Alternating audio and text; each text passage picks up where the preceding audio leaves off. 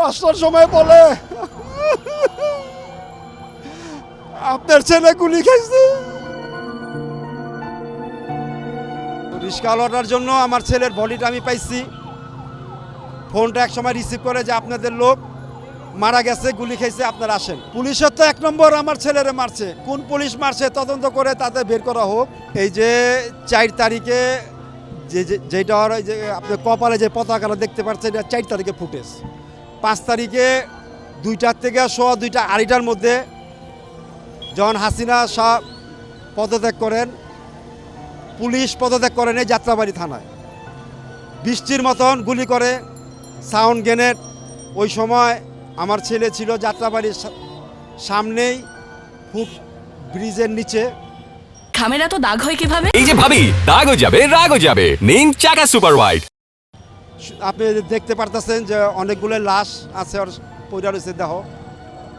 তো আমি জানতাম না যে আমার ছেলে আন্দোলনে যাইতেছে। আমি জানি ও ওর কর্মস্থানে আছে।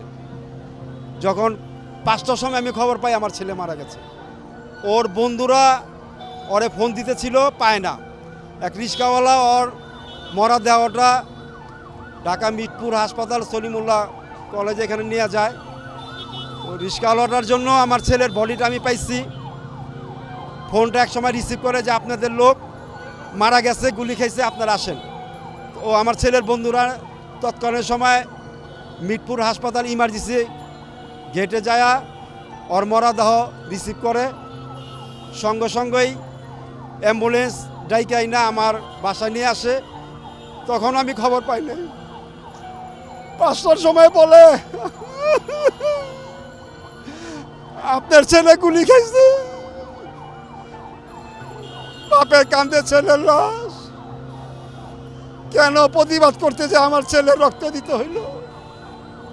আজকে 1 মাস হয়ে গেল আমরা টিভির মাধ্যমে খবর পাই শহীদ পরিবার যারা আহত নিহত হয়েছেন তারা যাতে আজকে এখানে আসেন। এই রাষ্ট্রের কাছে আপনার মাধ্যমে বলতে চাই, তারা যাতে শহীদ পরিবার পাশে দাঁড়ায় এবং সর্বোচ্চ সহযোগিতা করে এবং সম্মানিত যাতে শহীদের মর্যাদা পায়, মুক্তিযোদ্ধা মর্যাদা পায়, শহীদের পাশে যাতে দাঁড়ায়। অবশ্য বিচার চাই। পুলিশের তো 1 নম্বর আমার ছেলেরে মারছে। কোন পুলিশ মারছে তদন্ত করে তাদের বের করা হোক।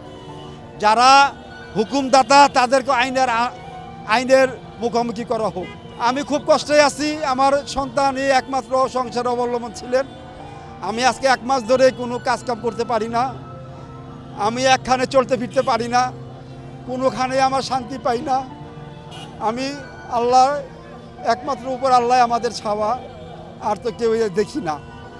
তাই যাতে ওনাদের প্রতি সুষ্ঠু সুন্দর তাদেরকে যাতে একটু বিচার করে, তাদের পাশে দাঁড়ায়, তাদেরকে যাতে মুক্তিযোদ্ধা সম্মান পায়, শহীদের সম্মান পায়। খুঁজে খুঁজে তাদেরকে যাতে পাশে দাঁড়ায়। পাশে দাঁড়ায় মানে কি, যেই ফ্যামিলির কোনো আয় রোজগার ছিল না, একমাত্র উনি ছিল, ওনাকে যাতে চাকরি দেওয়া হয়, তাদের পাশে দাঁড়ায় এবং মুক্তিযোদ্ধা সম্মান, মুক্তিযোদ্ধা ভাতা সব যাতে ওনারা নতুন করে আমাদের ছেলেরা এই দেশকে স্বাধীন করে দিয়ে গেল। গর্ববোধ করি। কখন করব? যখন দেখবো এই দেশটা সঠিকভাবে চলতেছে।